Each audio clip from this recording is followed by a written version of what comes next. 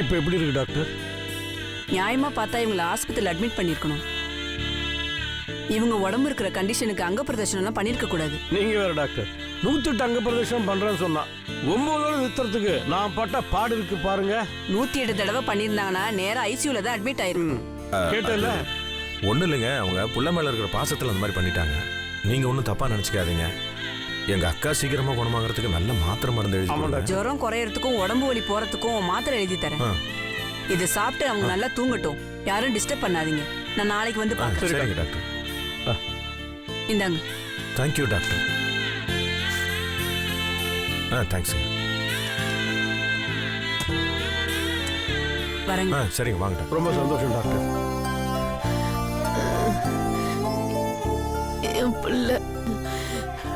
வா சும்மா இரு. அவன் பிரச்சனையை பார்க்க விடாம நீ பிரச்சனை பண்ணிட்டு இருக்க. அவனை வெளியே கொண்டு வராம நீ தடுத்துருக்க போல இருக்க. மாமா கொஞ்சம் சும்மா இருங்களேன் மாமா. பின்ன என்னடா, அவன் போய் பார்க்கலன்னா பார்க்க முடியல. எப்பவுமே இவங்க கூட இருந்தா இப்படி. ஐயோ, ஏன் இப்படி தேவையில்லாம டென்ஷன் ஆகுங்க? தம்பி, என்னை பத்தி கவலைப்படாதீங்க. என் பிள்ளைய பாருங்க, அவன் பசி வேற தாங்க மாட்டானே. ஜெயில சாப்பாடு போட்டாவளோ இல்லையோ, நான் வேணா இப்ப போய் வாய்க்கு ருசியா சமைச்சு எடுத்துட்டு வரேன். நீங்க போய் பிள்ளைகிட்ட கொடுத்துட்டு சும்மா இரு. அவன் கேரேஜ் கொண்டு போய் கொடுக்கறதுக்கு அதெல்லாம் ஜெயிலா சத்திரமா? என் பிள்ளைய காப்பாத்தனுமே. எங்க நான் வேணா கவிதாவை போய் பார்த்து பேசிட்டு வரட்டுமா? அவகிட்ட போய் என்ன பேச போற நீ? இல்ல, செத்து போனது அவ அண்ணன் தானே.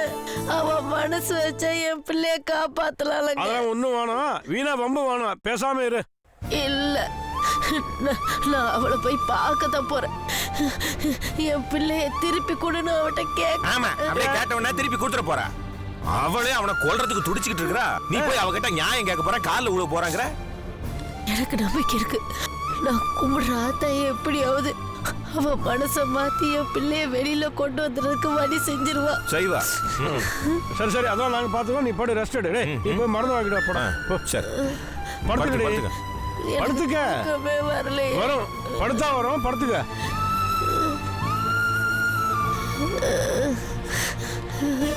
சும்மா புலம்பாத, ரெஸ்ட் எடு, ரெஸ்ட் எடு. ஷோ.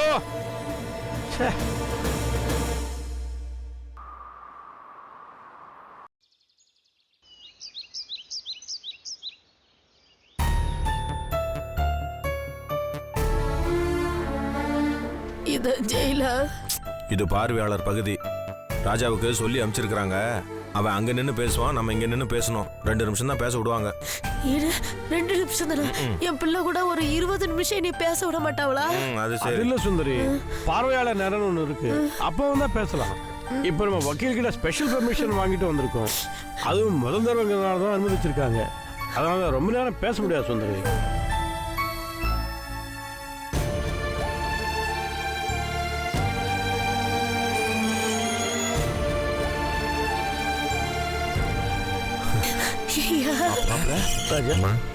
ஐயா, எனக்கு ராசா படுபாவிங்க உன்னை இப்படி வந்து செயல போட்டாவளப்பா. டே ராஜா, என்னடா இது? கண்ணு மூடி கண்ணு திறக்கிறதுக்குள்ள உனக்கு கொண்டு வந்து வச்சுட்டாங்க. என்னடா நடந்தது? நீ நிச்சயமா அந்த கொலை பண்ணிருக்க மாட்டடா. அந்த நம்பிக்கை எனக்கு இருக்கு. அதனால தான் கேட்கிறேன், என்னடா நடந்தது சொல்றா. மாப்ள, உன்னை இப்படி எங்களால பார்க்க முடியலடா. எப்படா இருக்க நீ? இப்படி ஜெயிலுக்கு போறதான் பூடகமா போயிடுவேன்னு சொல்லிக்கிட்டு இருந்தியா நீ? ராசா, உனக்கும் அந்த ஆகாச பயலுக்கு என்னையா சம்பந்தம்? அவன் செத்து போனதுக்கு ஒன்னே ஏயா பிடிச்சு உள்ள போடணும்? இந்த பாரு, நீ கொலை பண்ணன்னு நீயே சொன்னாலும் சரி, ஏன் நாம கும்பிடுற அந்த கொலை தெய்வமே வந்து சொன்னாலும் நான் நம்ப மாட்டேன்.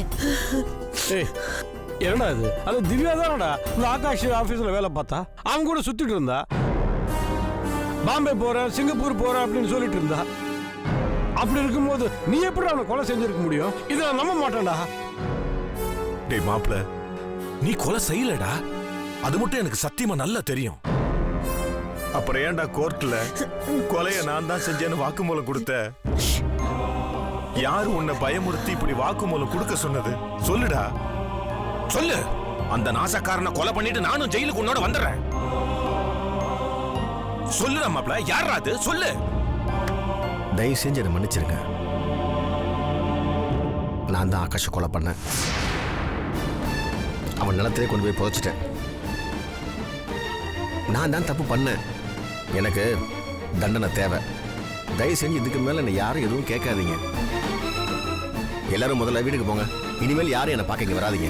இப்படி சொல்றான். என் பிள்ளைக்கு யாரோ ஏதோ பண்ணி வச்சுட்டாவளே.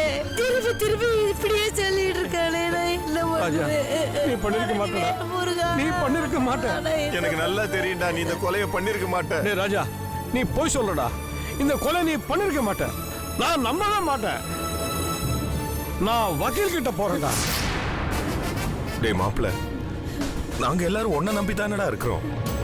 எங்களை எல்லாம் விட்டுட்டு இப்படி தனியா வந்து உக்காந்துருக்கிறியாடா? என்ன கொலை, யார் செஞ்சா, எப்படி இது நடந்தது, ஏன் செஞ்ச, காரணம் எதுவுமே சரியா தெரியலையாடா? நீயே எதுவும் சொல்லி தொலைய மாட்டேன்றியாடா? தேஞ்சு போன ரெக்கார்டு மாதிரி கொலை பண்ணிட்டேன்னு திருப்பி திருப்பி சொல்லிக்கிட்டே இருக்கிறியாடா? ஏண்டா நீ சொன்னா அதை நாங்க நம்பிடுவோமாடா? இல்லடா, இல்ல. நாங்க ரெண்டுல ஒண்ணு தெரியாம இங்க இருந்து போக மாட்டோம். மாமா, நாங்க இதெல்லாம் வேடிக்கை பார்த்துக்கிட்டு இருப்போம் நினைச்சிட்டு இருக்கிறியா? ரெண்டுல ஒண்ணு பார்க்காம இங்க இருந்து போக மாட்டோம். என்ன நினைச்சிட்டு இருக்கிறான்? இல்ல மாமா, சொன்னதே திரும்ப என்ன இங்க சத்தம்? நீங்க கத்து ஜெயிலரையா ரூமுக்கு கேட்டு அவரு என்னை கத்துறாரு. ஏதோ உங்களுக்கு பரிதாபப்பட்டு பர்மிஷன் கொடுத்தா இப்படியா கத்துவீங்க? எல்லாம் வெளியில வாங்க முதல்ல. ஐயா ஐயா, நான் கும்பிடுற முருகனையே உங்க உருவத்துல பாக்குறேன். உங்க வீட்டுல உங்க புள்ள குட்டிங்க எல்லாம் ரொம்ப நல்லா இருப்பாங்க. எப்படியாவது என் பிள்ளைய வெளியில விட்டுருங்க. உங்க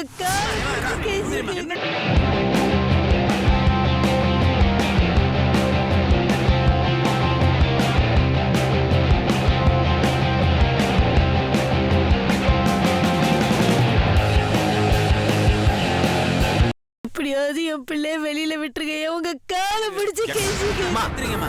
என்னம்மா பண்ணிட்டு இருக்க நீ? எந்திரிங்கம்மா. விடுற அதிகாரம் எனக்கு கிடையாதுமா. போங்க போங்க, வெளியில போங்க போங்க. ஐயா ஐயா, என் பிள்ளைய மட்டும் நீங்க வெளியில விடலன்னு வச்சுக்கோங்களேன், நான் இந்த இடத்துல தூக்குல தொங்கிருவேன், இல்லை தீ குளிச்சிருவேன். ஏமா இப்படியெல்லாம் பேசக்கூடாதுமா. வாங்கம்மா, வெளியில வாங்கம்மா. வாங்க வாங்க வாங்க. சார், எங்க அம்மா பாவம் சார், படிக்காதவங்க. ஏதோ என் மேல உள்ள பாசத்துல கொஞ்சம் உணர்ச்சிப்பட்டாங்க சார். தயவுசெய்து தப்பா எடுத்துக்காதீங்க சார். ஐயா, நான் தவம் இருந்து பெத்த ஒரே பிள்ளையா, அதுதான் என் உசுரியா. எப்படியாவது பிள்ளை வெளியில விட்டு. இவரால ஒண்ணும் பண்ண முடியாதுக்கா, சொல்றத கேளு. ஏ சுந்தரி, புரியாம பேசாதடி. அவரால் ஒன்றும் பண்ண முடியாது. அம்மா, இவங்களை பாதுகாக்கிறது தான் எங்க வேலை. வெளியில விடுற அதிகாரம்லாம் எங்களுக்கு கிடையாது. ஊர்ல போய் நல்ல வக்கீல பார்த்து வாதாடி கூட்டிட்டு போங்க. ஐயோ, என் பிள்ளைய காப்பாற்ற முடியாத பாவி ஆயிட்டவே. என் உசுரிக்கே போட்டேன். ஆமா, தயவுசெய்து மாதிரிலாம் பேசாதம்மா. எனக்கு ஒன்றும் ஆகாதும்மா, நீ அழாதம்மா. மாமா, தயவுசெய்து அம்மா கூட்டிட்டு போயேன். சரி மாப்பிள்ள. எல்லாத்துக்கும் காரணம் அந்த கடன்காரி திவ்யா தான். ராசா, உனக்காக நான் கோயில்ல அங்க பிரதர்ஷனம் பண்ண போனேன்ல, சி, அங்க அவளும் வந்து தொலைச்சிட்டா. அவன் மூஞ்சில முடிக்க வேண்டியதாயிருச்சு. சரி, அப்பவாது நம்ம புருஷன்ற எண்ணம் அவளுக்கு வரும்னு பார்த்தேன். அவன் திருந்தவே இல்லடா. அதான் என் வேண்டுதல அந்த ஆத்த கேட்கவே இல்லை. எனக்கு திரும்பி என்னைக்காவது அவளை பார்த்தேன்னு வையேன், அந்த கடங்காரிய நாக்கு பிடிக்கிற மாதிரி 4 வார்த்தை கேட்கணும். வச்சுக்கிறேன். அவன் ஆசமா போயிருவாடா. அவ மட்டும் இல்ல, அந்த குடும்ப வேலை ஆசமா போயிரும். அவ வயித்துல வளர்ந்தே குழந்தை, அது ஆசமா போயிரும். அம்மா, ஏன் இப்படி சொல்ற? அப்படியே சொல்லாதம்மா, அது ரொம்ப தப்பு. அவளுக்கும் இதுக்கும் எந்த சம்மதமும் கிடையாது. அவ வயித்துல வளர குழந்தை நல்லபடியா வளரணும். அதுக்கு நீ தான் பொறுப்பு. அவ கிட்ட போயாச்சும் வம்பு தும்பு பண்ண, அப்புறம் நான் அவனை சும்மா விட மாட்டேன். மாமா, என்ன உன்கிட்ட சொல்லிட்டு தானே வந்தேன். சரிடா மாப்பிள்ள, ஏன்டா அப்படி கோவப்படுற? எல்லாத்தையும் நான் பாத்துக்கிறேன்டா. அப்புறம் ஏன் திவ்யா பத்தி அம்மா இங்க பேசிக்கிட்டு இருக்கு? அது திவ்யா பத்தி யாராச்சும் ஏதாவது சொன்னீங்க, அப்புறம் உங்க யார் முகத்தில் நான் முழிக்க மாட்டேன். ஏய், என்னடா? அவ என் பொண்டாட்டி. அவ வயிற்றுல ஒரு குழந்தை, என் குழந்தை. அவங்க 2 பேருக்கும் இந்த கொலைக்கு எந்த விதமான சம்மந்தமும் கிடையாது. இந்த கொலைக்கும் அவங்க 2 பேருக்கும் ஏதாச்சும் சம்மந்தப்படுத்தி பேசுனீங்க, அப்புறம் நான் புல்லாதனம் ஆயிடுவேன். மாமா, முதல்ல நீ அம்மா கூட்டு போ. அம்மா, வாங்க வாங்க. ஐயா, ஒரே ஒரு நிமிஷம் பேசிக்கிறையா. ராசா, அம்மா ஏதாவது தப்பா பேசியிருந்தா மன்னிச்சிரியா. இந்த பாரு, நான் கும்பிடுற முருகன் எப்பவும் கூட இருப்பார். நீ நிரபராதுன்னு எங்க எல்லாருக்குமே தெரியும். நீ கண்டிப்பா இந்த செயல இருந்து வெளியில வந்துருவையா? இது சத்தியம்ப்பா. அம்மா தயவு செஞ்சு என்னை பத்தி நீ கவலைப்படாதம்மா. உன் உடம்பு நீ பாத்துக்க, டயத்துக்கு சாப்பிடு. மாமா அம்மா நல்லபடியா பாத்துக்க மாமா. நீ கிளம்பு. நீ கிளம்பு. நீங்களும் வாங்க வாங்கம்மா வாங்க.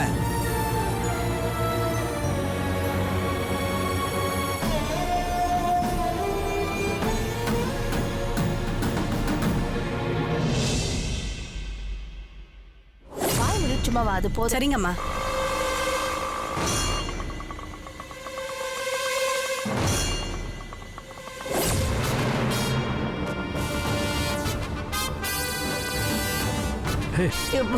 கவிதா, என் பிள்ளைய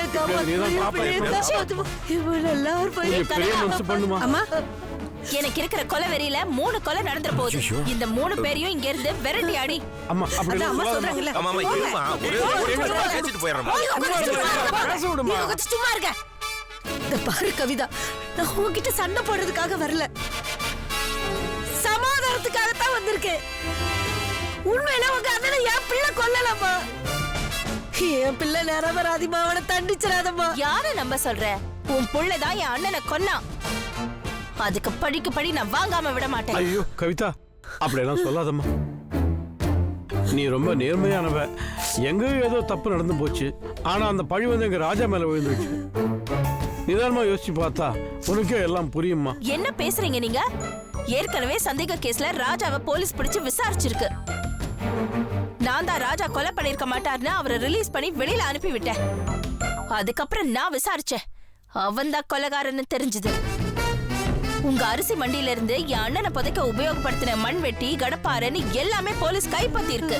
ஏமா இத வச்சு எப்படிமா ராஜா தான் ஆகாஷ கொலை பண்ணான்னு நீங்க முடிவு பண்ணலாம்? என் அண்ணனை புதைச்சு வச்சிருந்த இடத்தோட மண்ணும் உங்க கடையில இருந்து எடுத்த கடப்பாறையில இருந்த மண்ணும் ஒரே மண்ணு தான்.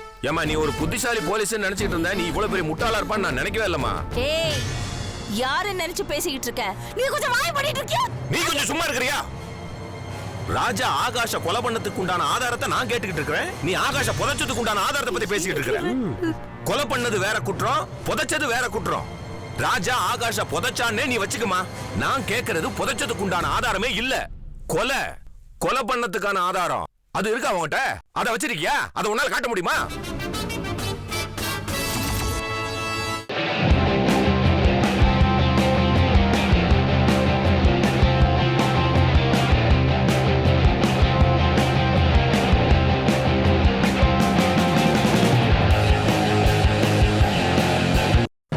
பண்ணதுக்கான ஆதாரம் அது இருக்கா அவங்ககிட்ட? அதை வச்சிருக்கியா? அதை உன்னால காட்ட முடியுமா? நான் சொல்றேன், உங்க அண்ணன் ஒரு இடத்தை வாங்கினா அந்த இடத்துல கிணறு தோண்ட மண்ணு தோண்டி இருக்கலாம், வேலி போடுறதுக்கு தோண்டி இருக்கலாம், தோட்டம் போடுறதுக்கு கூட தோண்டி இருக்கலாம். இவ்வளவு ஏன் கல்லு நட்டு சர்வே நம்பர் எழுதுறதுக்காக கூட தோண்டி இருக்கலாம். இத்தனை பேர் தோண்டி இருக்காங்க, வரவங்க கூட தோண்டி இருப்பான். அத்தனை பேரோட மண்வெட்டிலையும் கடப்பாறையிலையும் அந்த நிலத்தோட மண்ணு தான் ஒட்டி இருக்கும். அப்படி பார்த்தா இத்தனை பேரும் உங்க அண்ணனை கொலை பண்ணி அந்த நிலத்துல புதைச்சிருக்காங்களா? அத்தனை பேரை அரெஸ்ட் பண்ண பார்க்கலாம். நீ சும்மா இரு. அவன் கேட்கறதுல என்ன தப்பு இருக்கு? கோர்ட்ல வக்கீல கேட்கணும், கேணி அவன் கேட்கறான். கேட்கட்டுமே. கேளுடா. கேட்கறல்ல, பதில் சொல்லு. நீ வச்சிருக்கிற சாட்சி எல்லாம் பத்தாது, செல்லாது. ராஜா அந்த கொலையை செய்யல, அதனால மாப்பிளைய மரியாதையா ஒழுங்கா வெளியில விட்டுறாமா. ஏற்கனவே அவன் என் அண்ணனை கொலை பண்ணிடுவேன்னு பல முறை சொன்னது, ஆபீஸ்ல அவன் பண்ண கலாட்டா, என் அண்ணனை ஈவரக்கலாமா அடிச்சது எல்லாமே வீடியோல ரெக்கார்ட் ஆயிருக்கு. இவ கவிதா எல்லாருமே கோவத்துல அடிப்பேன் குத்துவேன்னு சொல்றதுல சகஜம்தான். அப்படிதான் என் பிள்ளைய அந்த வார்த்தையை விட்டுட்டா. அதுக்கு போய் இவனுக்கு இவ்வளவு பெரிய தண்டனையா? சொன்னவையெல்லாம் கொலை பண்ணிட்டாவளா?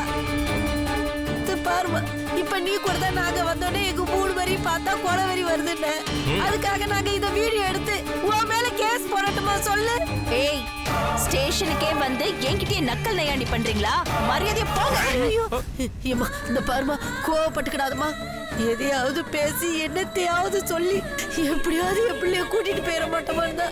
ஒரு தாய் கடந்து துடிச்சிட்டு கிடக்குறேம்மா. இந்த பாருமா, எனக்கு என் பிள்ளை இல்லைன்னா வேற கதியே கிடையாதுமா. என் பிள்ளைய எப்படியாவது காப்பாத்தி கொடுமான்னு ஒன்ட்ட உயிர் பிச்சை கேக்குறம்மா. எப்படியாவது என் பிள்ளைய காப்பாத்தி கொடுத்துரு. ஏமா ஏமா இந்த பாரு, சும்மா ஏமா ஏமா, எனக்கு இருக்கிறது ஒரே பிள்ளைமா. ஆகாஷ் எனக்கு ஒரே அண்ணன் தான். பச்சை குழந்தை மாதிரி ஒரு முகம். அவனை பார்த்தா யாருக்காவது கொலை பண்ணணும்னு தோணுமா? அவன் ஒரு அப்பாவி, உடம்பு சரியில்லாதவன், யாருக்கும் ஒரு கெடுதல் நினைக்காதவன். அவனை போய் உன் புள்ள கொன்னிருக்கானே, அது மட்டும் சரியா? உன் புள்ள முகத்தையும் அண்ணன் முகத்தையும் நினைச்சு பாரு. யார் அப்பாவி முகம், யார் கொலைகார முகம்னு உனக்கே தெரியும். இந்த பரமா கவிதா, உண்மையிலேயே உங்க அண்ணனை என் பிள்ளைதான் கொலை பண்ணியிருந்தானே நீ அவனை தாராளமா தண்டிக்கலாம். ஆனா என் பிள்ளை கொலைய பண்ணல, அவன் ஒரு நிரபராதிமா. கொலை செஞ்சேன்னா அவனே ஒத்துக்கிட்டான். மாதவன் வீட்டுக்கு போய் 1/2 மணி நேரம் அவங்க எல்லார்கிட்டயும் பேசி, நான் தான் ஆகாஷ கொலை பண்ணேன், திவ்யாவை பத்திரமா பாத்துக்கோங்க, நான் தலைமறைவாக போறேன், எஸ்கேப் ஆக போறேன்னு சொல்லியிருக்கான். அதை கேட்டு மாதவன் உடனே எனக்கு போன் பண்ணி இன்ஃபார்ம் பண்ணிருக்கான். மாதவன் உனக்கு போன் போட்டு சொன்னானா? ஆமா, இல்லன்னா ராஜா அங்க இருக்கான்னு எனக்கு எப்படி தெரியும்? அதான் அவன் தப்பிக்கிறதுக்கு முன்னாடியே போய் அரெஸ்ட் பண்ணோம். ஏக்கா, இவ போய் சொல்றா, தயவு செஞ்சு நம்பாத இவள. ஏய், நீ வாய மூடு. ராஜாவே ஸ்டேஷன்ல வாக்குமூலம் கொடுத்துட்டான். கொலை செஞ்சேன்னு ஜட்ஜு கிட்ட உண்மையை ஒத்துக்கிட்டான். நீங்களும் தானே இருந்தீங்க, அப்புறம் நான் என்ன போய் சொல்றேன்னு சொல்றீங்க? இந்த பாரு, எனக்கு இருக்கிறது ஒரே பிள்ளைமா. ஏய், சும்மா சும்மா அதையே சொல்லிட்டு இருக்காத. உனக்காவது உன் தம்பி இருக்கான், கட்டின புருஷன் இருக்கான், உன் புள்ளையும் இன்னும் உயிரோட இருக்கான், ஊர் முழுக்க சொந்தக்காரங்களும் இருக்காங்க. எனக்கு என் அண்ணனை விட்டா வேற யாரு இருக்கா? ஒரு ஈ காக்கா கூட இல்ல. எனக்கு அப்பாவா அம்மாவா எல்லாமுமா இருந்தது என் ஒரே ஒரு அண்ணன். அவனை போய் கொன்னு என்ன அனாதையா நிறுத்தி வச்சிட்டீங்களே. இப்ப சொல்லு, நீ பாவமா நான் பாவமா? உன் மேல நான் ஏன் கருணை காட்டணும்? ஏம்மா, இங்க பாரு, நான் ஜெயிலுக்கு போய் என் பிள்ளைய பார்த்துட்டு வந்தேன்னா அங்க இருக்கிற அதிகாரியெல்லாம் அவனை காப்பாற்ற முடியாதுன்னு என்கிட்ட சொல்றாங்க. நேரா வைக்கல பாருங்க, அவங்கள பாருங்க, இவங்கள பாருங்கன்னு சொல்றாங்க. எனக்கு அவங்களெல்லாம் பார்க்கறதுக்கு விருப்பம் இல்லம்மா. நீ இந்த குடும்பத்துல ஒருத்தியாதானே பழகிட்டு வந்த, அந்த உரிமையில தான் இப்போ உங்ககிட்ட உதவி கேட்டு வந்திருக்கேன். என் பிள்ளைக்கு தண்டனை வாங்கி கொடுத்துறாதம்மா, நல்லா இருப்பா நீ. என்னது என்னது தண்டனையா? அப்படி ஒரு நினைப்பு இருக்கா உன் மனசுல? ஓ, 10-15 வருஷம் கழிச்சாவது உன் பிள்ளைய பாத்துலாங்கிற நம்பிக்கை இருக்கா? அப்படி இருந்தா அந்த நம்பிக்கையை இன்னையோட அடியோட அழிச்சிடு. உன் புள்ளை இனிமே ஜெயில இருந்து வரவே மாட்டான். இந்த கவிதா வெளியில வர விட மாட்டா. என் அண்ணன் கொலைக்கு நான் பழி வாங்கியே ஆகணும். சாதாரணமா சொல்லல, சபதம் எடுக்கிறேன். உன் புள்ளைய தூக்குல ஏத்தாம நான் விட மாட்டேன்.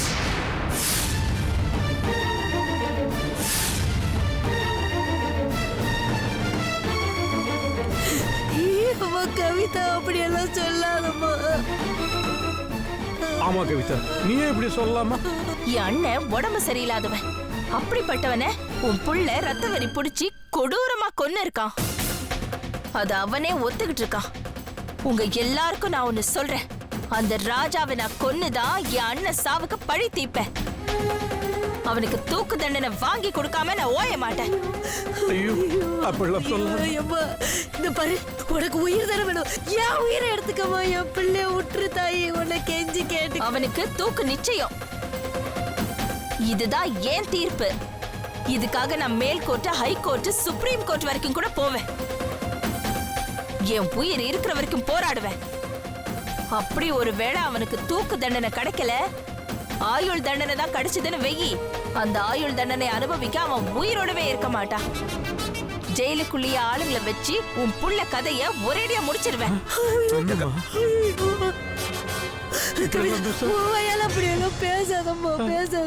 இந்த கவிதா சொன்னா செய்வா, சத்தியமா செய்வா. போ, நான் என் அண்ணன் போட்டோவுக்கு மாலை போட்டு திதி பண்ண மாதிரி நீ இப்பவே உன் புள்ள போட்டோவுக்கு மாலை போட்டு பால் ஊத்தி திதி பண்ணு. இனிமே இந்த பக்கமே வராத, என் கண் முன்னால நிக்காத, போயிடுங்க இருந்து.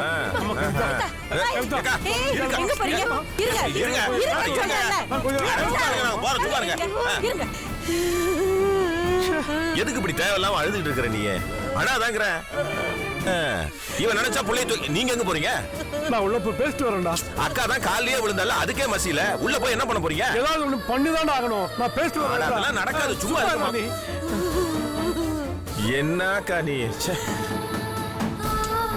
ஐயோ கடவுளே தாயே.